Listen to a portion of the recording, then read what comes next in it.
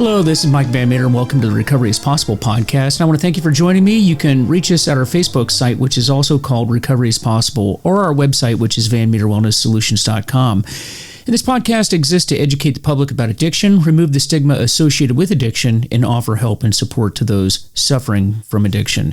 And so today, what I'm going to be presenting to you is a section of a training that I did out in New Mexico this last week. And on September 28th of 2021 this year, last week, as a matter of fact, I was out in New Mexico doing a presentation at the National Academy Retrainer.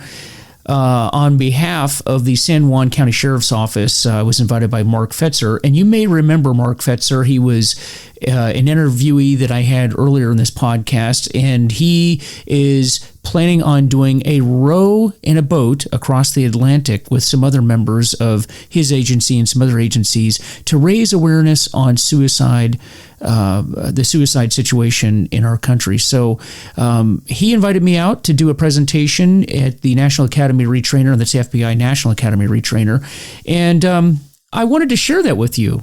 So this is a presentation that I was giving to those folks. It was a really good time. It was a really good group, a lot of questions, and I think that you're going to get a lot out of the presentation that I gave those folks. And so this is going to be section one. It's going to be a number of sections. It was a 4-hour presentation, and I hope you guys find this helpful, and I'm sure that you will. So this episode is sponsored by FHE Health, a substance abuse and mental health treatment center specializing in treatment for first responders' needs, including PTSD, anxiety, and substance use. So take the first steps to a better life today by visiting FHEHealth.com. FHE Health actually funded the trip that I made out to New Mexico, and they are a great sponsor. In fact, they are sponsoring the trip across the Atlantic by Mark and his crew. So check them out, guardianinitiatives.org. That's guardianinitiatives.org, and they would appreciate your help as well. So here we go. This is going to be section one of the presentation that I did out in New Mexico. So my name is Mike Van Meter, and when I say close to the end there, I taught at the FBI Academy from 2010 to January of 2017. What they did, they came up with a term limits for instructors, for the agents, that is, because if you guys remember the professional support folks, there was no term limit on them. It was just for the agents. They would rotate us around. So I was there from 2010 to, like I say, January of 2017, and it was a good time. I enjoyed that. I never set out in my career to be an instructor at the academy, but that's just the way the things worked out. And I'll tell you how that happened in my full story. So I'm going to do sort of my bio is going to be interwoven in the story that I'm going to be telling you guys, but I'm going to have to go back to the beginning and tell you about how we ended up here and why it is that I talk about addiction and all of the addiction issues and particularly recovery, because that's the important thing. The important thing is that people get well. I'm going to ask you guys this question. I'm going to ask you a question here. How many of you know someone or is related to someone, work for or has somebody working for you that has an addiction issue? It might be easier to ask it this way. Who does not know anyone in their life that has an addiction issue? Is there anybody? Now, there are some of you that didn't raise your hand the first time. So is there anybody here not know anybody that has an addiction issue? Interesting. Because I've asked that question for years now, and I've never had one person say they didn't know somebody that fit into one of those categories. That's kind of interesting. So one of my degrees is in political science, so that kind of makes me a scientist, right? I'm a scientist and I do research. Not really. I just kind of look at people. I'm more of an observer of people. And what I've noticed is that over time, everybody knows someone. And in fact, what I'm going to tell you, this may or may not surprise you, is every group I talk to, about a third of the people in that group, that sample size, actually is suffering from an addiction themselves. What that means is there's somebody sitting here right now that I'm talking to, right? And I don't know who that is. Only you know who that is. But addiction is a very, very big problem, not just in the United States, but worldwide. And when I talk about addiction, there's two types. There's process addictions and chemical addictions. Have you ever heard that? We all know what chemical addictions are, right? You put drugs or alcohol in your body, but what's a process addiction? Anybody know? Please, not all at once. Please be respectful of your neighbors. Don't talk over them. What's a process addiction? You should know. Take a guess. I said certain drugs aren't addictive. Certain drugs are not addictive, actually, that's true. How about this? Here's your clues. How about this? Something you're addicted to that you do, but it's not a chemical that you put in your body. Can you, yes, sir. Pornography, yes. Can you become addicted to that? Absolutely. The internet. Why? He looked over at you. The internet, right? He's like, that's what you've been doing 12 hours a day at work. Yes, pornography, the internet. How about gaming, video gaming? Can that be an addiction? Yeah, we're seeing people. I have patients, and you'll hear later about what I do today. I have patients that are in our treatment center that are addicted to video games. And you think, what? Yeah, it's gotten to the point where that controls their life. They're not going to school, they're not going to work, they're not doing anything but playing video games. That happens. That's actually making it, it's not in the DSM-5 yet, but it's going to get there. Video games. How about food? Too much, too little? How about work? Can that be a problem? Yeah. The definition of a problem is anything that you do that causes damage to your primary relationships, be they professional or personal, right? Have exercise. So let's say I'm training for an Ironman triathlon and doing it. Is that a bad thing? Is it a bad thing? Can it be? Can it be? Why? How could that be a problem? I mean, you want me to go exercise. You want me to do these things. In fact, we're going to talk about taking care of yourself and health. Mike, you just contradicted yourself. Now you're saying that training, physical training, can be a bad thing. You say yes. Why? Right. If you have kids, your wife, your kids, Daddy, I want to go to a movie with you Friday night. And you say, I can't. My training plan says I have to do a 12-mile run Friday night. It's part of my plan. Sorry, honey, we can't do that. The next week, I got to do a 40-mile bike ride. And you start missing those things. It can be a problem. And we'll talk about this later on when we get into recovery, because we do promote diet and exercise in recovery from substance abuse, particularly aerobic type of exercise. And there's a lot of neuroscience behind how that helps you.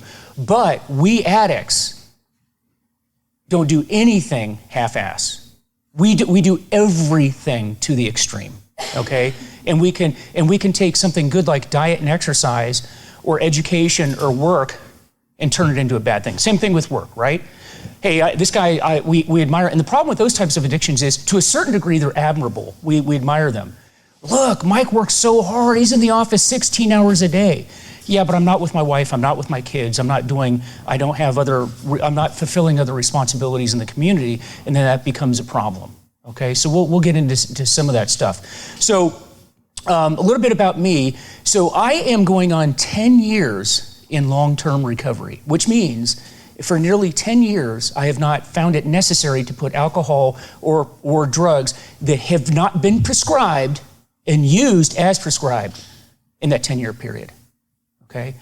And what I'm going to tell you guys is that in my lifetime, with all the things that I've done in my life, and we'll go through my bio a little bit, the toughest thing I ever did was get sober. And the most important thing I did in my life was get sober. Because if you're like me, and alcohol was my presenting issue, if you're like me, alcohol ruled me. It controlled me. I did not control it. And had I not gotten into long-term recovery, I wouldn't be alive today. And that's not an exaggeration, okay? Alcohol and drugs work until they don't work. Then they take over, and then they rule your life, and then you start a progressive disease that is deadly, and it gets worse over a period of time, never better. There are no exceptions, and you're not going to be the first exception. And this has happened since the beginning of time. Since the beginning of time. The beginning of recorded human history, there's not been an exception. And you're not going to be it. But the problem is every addict thinks they are going to be that one exception. Right? But there's good news. Before you die, you're going to destroy everything and everyone that you hold dear. Right? That's the bonus that goes along with it. Unless you can get hold of it and put it into remission. And what do we mean by remission? If you're talking about drugs and alcohol. It never goes away. And the solution, putting it into remission, means you completely abstain. Now, we're going to talk about some programs here today.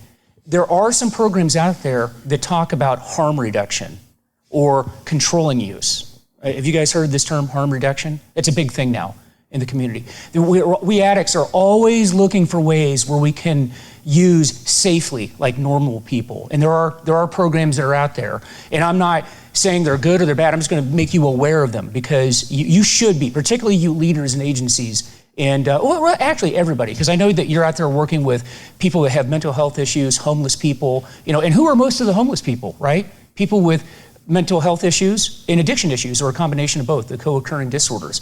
And so it's important for you and your officers to understand these things so they know what they're dealing with, right? So we can get these people the help that they need. So you need to be aware of not only AA, NA, GA, SA, all of those things, but SMART Recovery and Dharma and some of the other programs. Celebrate Recovery, which are other, that's for people with a Christian leaning. They're all programs that are out there. They all have their pluses and minuses. Now, there is one program, AA, Alcoholics Anonymous, which all the other 660 12-step programs that are out there, yes, there's that many, are all derivatives of that basic program, but then they search for other ways of trying to get sober. But I'm going to warn you about the programs that are going to promote harm reduction in being able to control your use. If you've gotten to the point where you end up in a 28-day treatment program or a detox or an emergency room, or somebody in your life has said to you, I think you need to go to an AA meeting, what I'm going to submit to you is your days of using moderately are over, right? No, by the time you end up in your first 12-step meeting, your life has become a crap show. It really has. You're probably just better off not using. Would you guys agree with that? Would you agree with that? Okay, so before we talk about the nuts and bolts of this whole issue, let's talk about how we got here. How did I get here today, right? Met Mark Pfetzer here online. It's like an online dating thing, I guess. I don't know. Mark, I actually don't know how we met. How did you hear about me? Through Heidi? Okay, Heidi, who is instructor. We'll talk about Heidi. So yeah, and I think I'm on the NA the 266 website, or the Facebook site. It's on there. So it wasn't any other kind of a freaky online, that stuff that you guys all do, sweep right, left. Is it right or left? See, I always mess that up. That's why it doesn't end well, That's what I'm talking about. So, like I said, I'm in recovery. And so let me start at the end of the story, then we'll go back to the beginning. And so like this first portion, I'll just tell the story. So I got into recovery, and I'm an instructor at the Academy. And for those of you that aren't familiar with the FBI Academy, there's like two major programs. We have the training for agents and analysts, which is just like the police academy, right? That's our version of, you become an FBI agent and you go through the academy. And so we talk about interviewing and interrogation, all the agent stuff, shooting, all that good stuff. And then we have what's known as the National Academy. And for those of you that haven't been to the National Academy, you might even be saying, what is this all about? The National Academy is a program that was put together by J. Edgar Hoover back in the day. Now, you got to remember, in the early 1900s, police departments didn't speak to one another. To a large degree, there was very little training for most police departments in the United States, and that was a problem. So J. Edgar Hoover decided to put together a program which was known as the National Academy, and that was to bring in all the leaders, the executives from all these police departments, later expanded to worldwide, not just the US, brought people in, and the idea is that we're going to train the leaders of these organizations to try to standardize training nationwide, because that did not exist in the early days. So brought them all together, and that continued over time. I don't know what session, are we in the 280s now? I think 280 something. Those of you that are recent graduates, I think it's in the 280s. So they're all numbered, the sessions. What's that? I think they started this week, 280. And so it goes back to one would have been in 19, 30-something, I think is when it started. So it's been around a little while. It's a prestigious program for many police departments and sheriff's offices. You will not become chief unless you've gone to the NA. It's not true of all agencies, but for many agencies, that's part of the process. It's a big deal in police land. It really is. And I ended up at the academy as a new agent instructor. I was teaching interview and interrogation. That's my background. That's what I do. So I ended up at the academy, and that's what I was doing. So I was there in 2010. And whenever Snowmageddon, the sequestration, you guys remember the sequestration that they had? They shut down the government. Well, they shut everything down. Nobody was going through the academy, and they didn't know how long it was going to go, and it was going for about, they thought maybe 2 years. So you had all these agents that I was working with said, man, I can't sit here for 2 years. So I'm going to go back to the field, or I'm going to retire, or I'm going to do whatever I'm going to do. And so the number of instructors started dwindling down. And when so the National Academy started back up before new agents did, and they said, we don't have enough instructors. And there's certain requirements for the National Academy because the new agents training is training, the National Academy is education. There's a difference, training and education. We talked about that a little bit yesterday. So this is police or agent training, which is like police training. And then the National Academy are college classes. The University of Virginia sponsors it and accredits those classes. So when you go there, you get credit hours, right? For those of you that went, you got UVA credit hours. So with that, if you're an instructor, you have to become a UVA instructor. So the FBI has no control over that. You have to go down to the University of Virginia. They have to interview you, and you go through, and you have to have at least a master's degree and all these processes. So they said, hey, does anybody want to teach over at the NA? Well, I had been a police officer. I thought, hey, police are my people. In fact, frankly, I like police better than I like FBI agents, to be honest. But don't tell anybody that. But it's the truth. So I decided to do that, raised my hand, got selected, and then I went over to the NA. Went over there, and like every new instructor, you're given classes. Okay, you're going to teach public speaking, you're going to teach, because they have that at the NA, you're going to teach interview and interrogation. Then there was a class called officer-involved crisis, or officers in crisis is what it was called at the time. And the premise of, officer-involved shootings. It's been a while since I taught that class. I don't even remember the title of it. Officer-involved shootings. Now, the premise of that class is, to the executives, remember that's the audience, what kinds of programs, policies, procedures are you going to have for your agency to deal with an acute incident? Now, it doesn't have to be a shooting, even though that was in the title. It could be your partner died of cancer, you were involved in a car crash, you saw too many dead babies, whatever. And what are you going to have to help your agency out? But it's the acute incident. Now, based on my own experience from the police department, which was the Metropolitan Washington, D.C. Police Department, we had a lot of shootings there, a lot. We had at least one per week, actually, when I was working there. So dealing with officers in that acute phase was something that was pretty common, so it was a well-oiled machine. It was a very well-oiled machine. And I thought, well, most of these departments have that down pretty well. But I would listen to the chiefs talk about what they really needed, and then just through my own observations, and by the way, by then I was already in recovery, so I was looking through a recovery perspective, and I said, we're missing something here. And what we're missing is, what I've seen over my career was, it's not so much the acute incident that needs to be dealt with, it's the long-term aftermath. Maybe you've seen this. Somebody's involved in a shooting, and we all come around our brother or our sister, and we take care of them, take care of the family, we take food to them. How you doing? Do you need anything, right? But that doesn't last forever.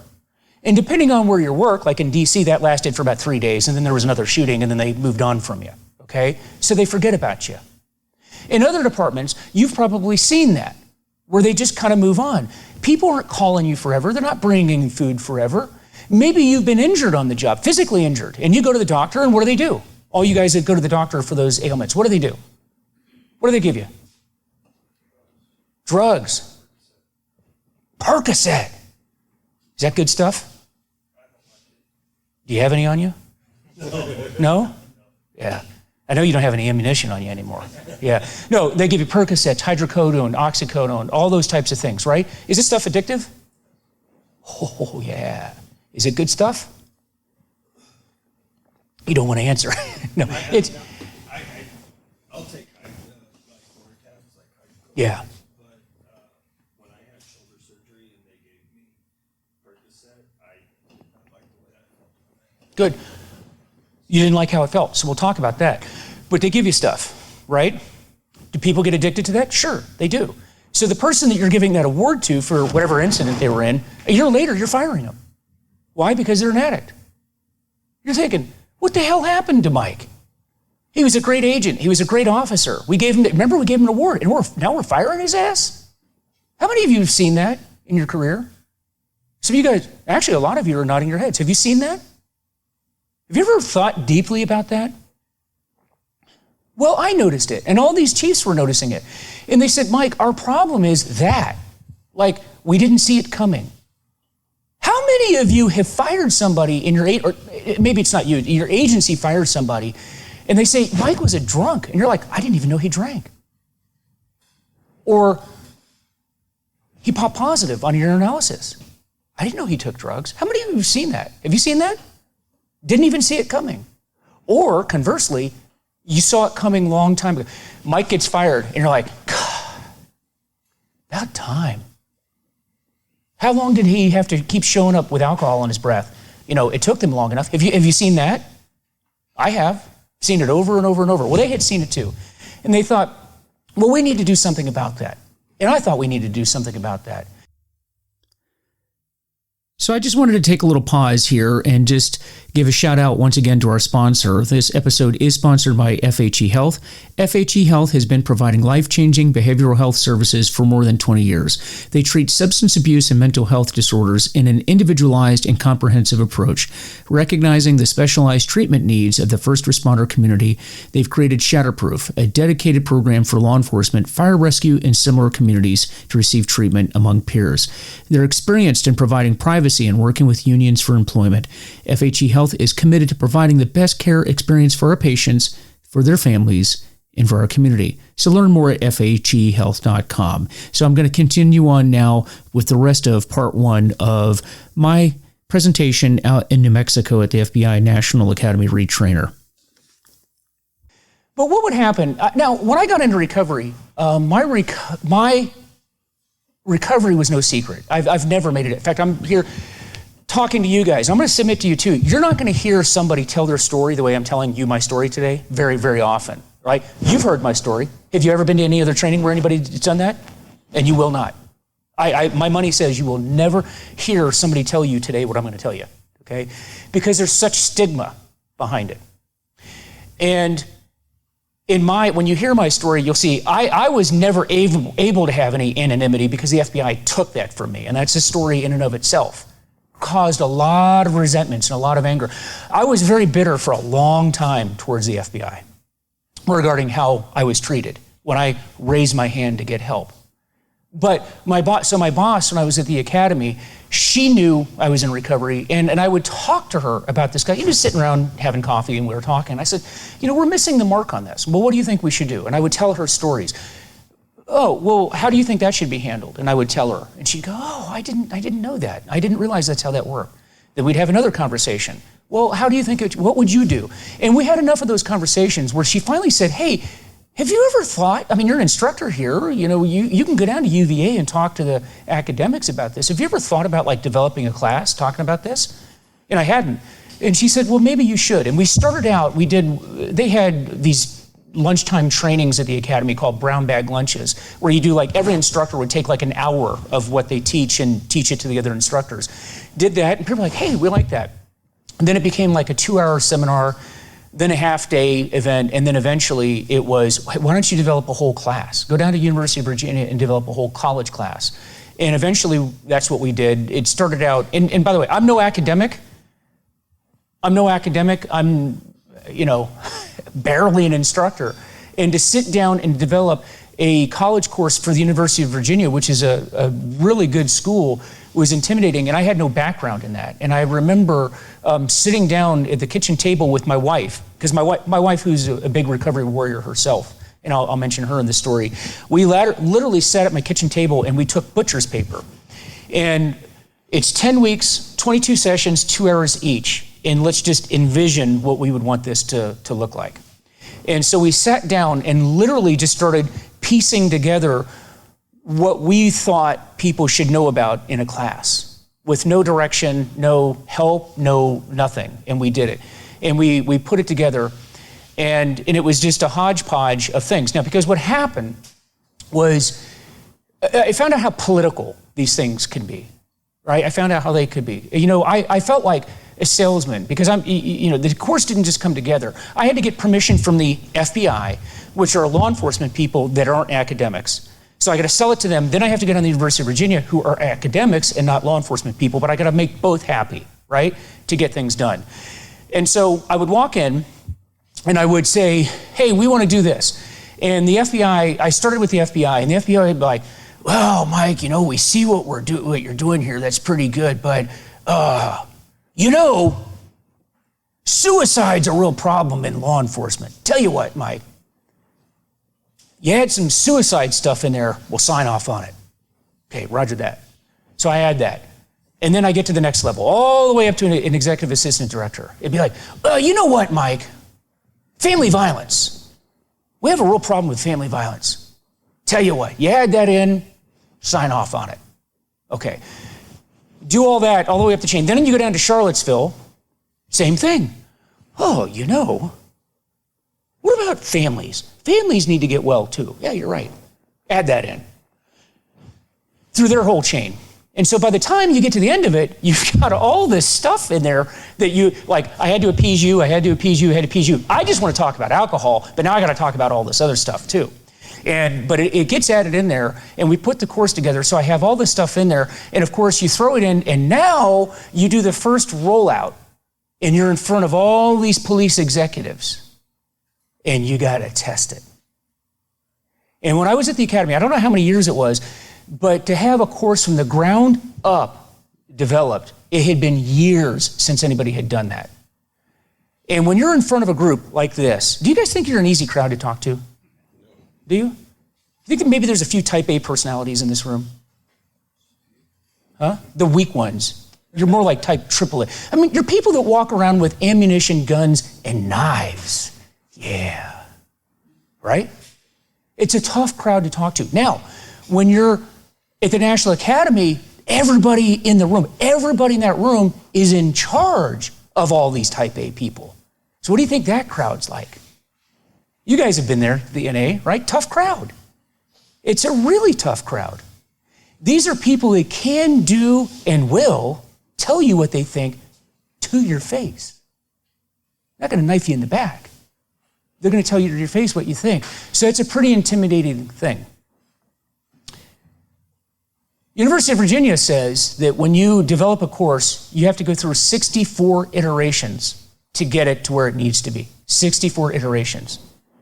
The FBI will give you about 3 before they pull the course. You get your crap together within 3 sessions or we're pulling it, okay? But no pressure. No pressure on you at all. And so I remember the first time I got up to teach the course, I had been told about the spiritual principle of anonymity in recovery, which means that we don't talk about our recovery outside of recovery circles. That was what I was told.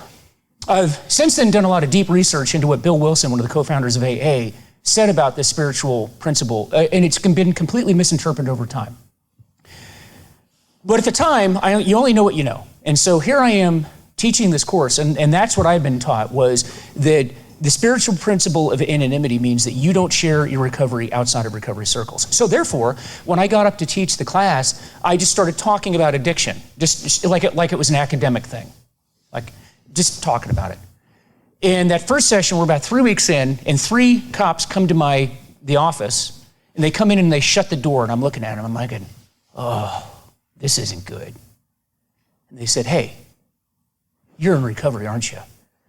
I said, you know, I really like how you guys just kind of work your way into these conversations. You know, kind of subtle, build a little rapport first. Yeah. And I said, why? Is it so obvious? And they said, yes, it is. And he said, so here's the deal, Mike. Don't know why you're not talking about it in class. You get up here and you talk about addiction, and it's pretty clear you didn't just read a book about this yesterday. You live it. It's your life. And you talk about being brutally honest with yourself and others, but you get up and you're lying to us. And you're lying to us. We don't know why you're doing that, but that's not going to work. And here's what you need to know.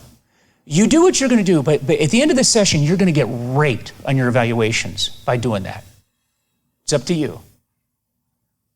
But you're not being honest with us. And so I had this dilemma, this ethical dilemma. What do I do? I know what I've been taught in the program, at least up until that point, but I also know the reality of, I'd worked in that organization called the FBI for a while at that point. I know how they operate. I know how the University of Virginia operates. And what do? And so I'm calling my sponsor. He's saying, hey, Mike, sorry, we don't talk about, if these guys aren't in recovery, we don't talk to them. Talking to my wife who understands AA, and we had a long discussion. It went for about 4 hours. And at the end of the night, she's like, I don't know what to tell you. I really don't know what to tell you. And this is one of those weird things. And I don't know if you're a believer in God. And it's really none of my business. That's between you and God, whether you are or not. It's not important that you believe in a higher power. It's vital that I do, but you make your own decisions. But I've had a number of things in my life that have happened to me where I just sit and I think, is that odd or is that God? It's just like a coincidence. And here's what happened. So I was really struggling over this because we had put a lot of time, a lot of effort, a lot of emotional investment into this whole course. And we're getting ready to go to bed that night. And I go back in the bedroom and I'm brushing my teeth and I've got like 700, you guys know this in television, there's like 700 channels with nothing on, right? You can't watch anything. I can't watch the NFL anymore. I can't watch the NBA. They destroyed everything. So here I am just watching nothing. And I'm going through the channels, and all of a sudden I stop on one channel, and there was a documentary on that I've never seen before, and I've never seen since, actually. But it was on that moment. And it was a video called, there's an organization called Faces and Voices of Recovery.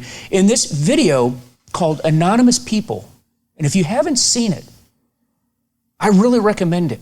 It's an obscure documentary that's out. And the premise of Anonymous People is this. Addiction kills so many people in this country. We talk about cancer, which is horrible, ravaging.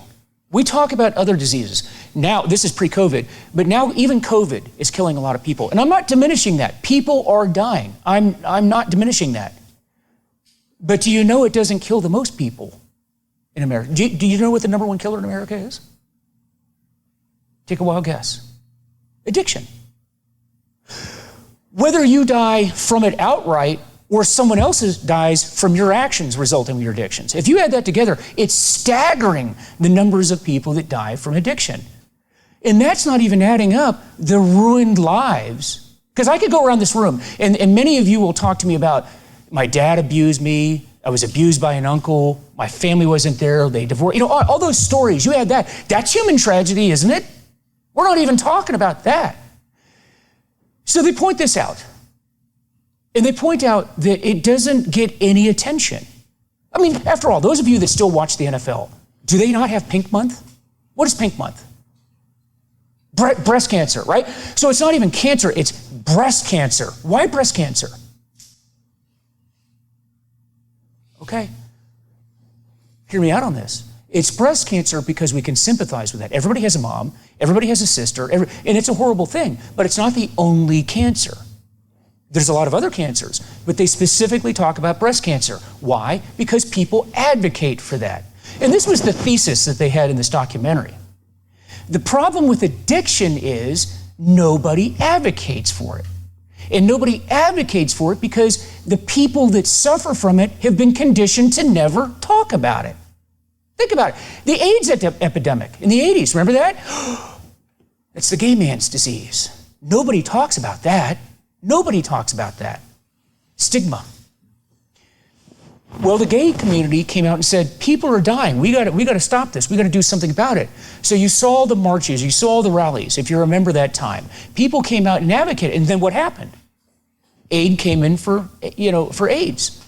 And there's a lot of support. We don't even talk about AIDS really all that much anymore because so much support was given because people stood up and said, people are dying and we've got to do something about this over a disease that really had a stigma associated with it. So they made that correlation in this video with addiction. And that is, hey, look, we all know somebody that has addiction. I established that at the beginning of this, right? We all know somebody. Maybe you are that somebody and you need help. But where do you go to get help? How do you get help? What is the issue? How do you deal with that? How do you treat it? Those types of discussions need to happen. But the problem is that in this country, and in fact worldwide, because believe it or not, America is actually doing pretty well compared to other countries. In America, we need to be talking about this so people know where to get well. But who is going to talk about it? We all have this idea that addiction, alcoholism, is the homeless person, the dreg of society, the person living in a raincoat under a bridge. That's what we believe. But the fact is, that's not even close to the truth. People that fit that category are about 3% of all addicts. Everybody else, the vast majority of people that have addiction issues, look like you and I, are successful people. And it might even shock you that most alcoholics are actually extremely high achievers. Extremely high achievers. Because there's personality traits that go with it, and we'll talk about that. As a result of that, there are people, well-known people, that are in recovery. And I'll just name a few, and I'm not outing them. They're out in the public. You can look it up. They're very open about it. Buzz Aldrin, one of the original 7 astronauts. A lot of rock and roll musicians. I'm doing some studies on that right now. It seems like artists and musicians have a very high propensity towards addiction. Lots of them. Aerosmith, you guys familiar with that? They're all in recovery. They're all recovering heroin addicts.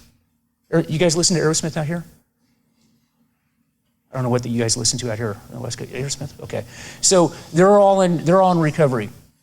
George W. Bush, President of the United States. He used to hold AA meetings at the White House. Did you know that? No, because nobody talked about it. My sponsor used to go to those meetings. Doctors, lawyers, airline pilots, CIA agents, FBI agents, police officers, firefighters, all the way. I walk into AA meetings in the DC area, and people you see on television every night are in those meetings, all right? But they've been conditioned to not talk about it. So this documentary said we need to do something about that. And we need people that can go out and openly talk about their recovery, because the fact is, if you are in recovery, there's nothing you've done in your life. I don't care if you went to medical school. I don't care if you were one of the original 7 astronauts. I don't care if you were president of the United States. The most important thing you did in your life was get sober. Because without that, you wouldn't have been president of the United States, or an astronaut, or an FBI agent, or a CIA agent, or any of those other things. But you've been conditioned to be ashamed of that. They have told you to be ashamed of that. And what we are saying is celebrate it so you can be an example to others. Yesterday, we talked about that right? You are a leader in your organization.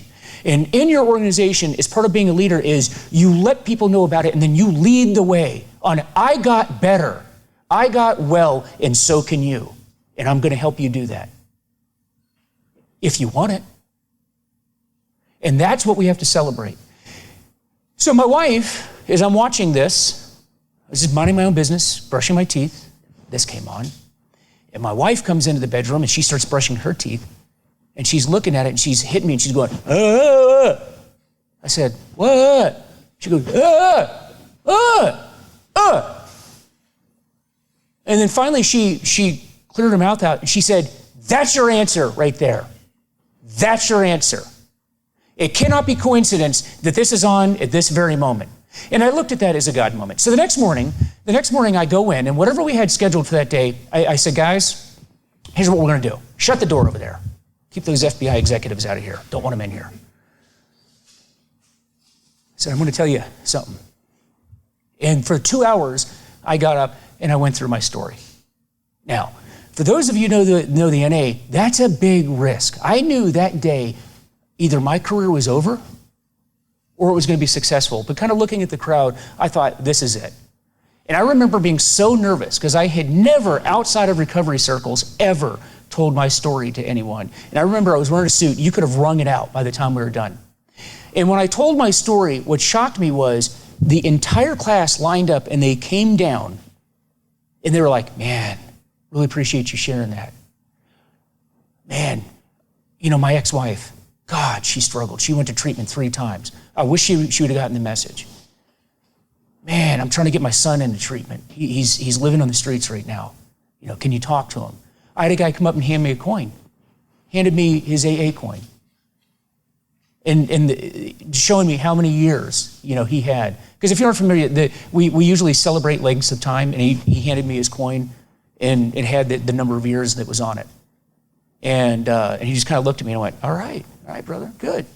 And everybody came up and had their story. Every one of them. And that's when it first hit me, because I didn't really realize the extent. It was like everybody here had a story. Ex-wife, son, them, family members, friends, co-workers, things along those lines. And that really hit me. And so from that day forward, I told my story, because I told my story to your class, didn't I? Yeah. That became kind of the standard thing. And that's how we kicked off every session. And then everywhere I've gone, I've done it. Now, as time went on, and we'll take a break here, and then I'll go into my story. In time, eventually, I told you they came up with a term limits for instructors. So my last session was 266, your session. And in there, I think I had 2 classes that I was teaching, and there was a woman that was sitting right over here. And anybody that's done any instructing, anybody instructors at their academy, I think you are, right? Tell me if I'm wrong on this. In every group of people, it's almost like they plan this. There's certain types of students, right? You got the kiss ass, I got the answer to everything. You got the people that are apathetic, you got the people that don't care, and then you got the class terrorist, right? You got the class terrorist, the one that's trying to undermine you all the time. And Heidi will listen to this recording. She knows I'm going to talk to her. She can probably hear me from here. And so Heidi sat right over here. It's like an amphitheater type of thing. And she sat right here.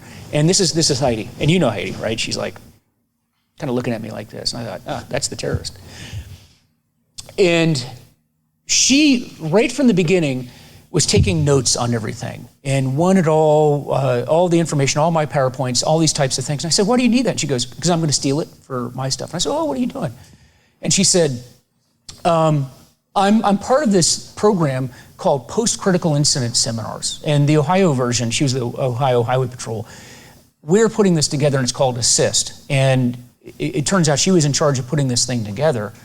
And the last bit of it, she needed an addiction piece, but she's not in recovery, doesn't have addictive issues. And she said, so what I didn't realize is this class has all the information, so I want to put all that together. Okay, great, so we're going to do that.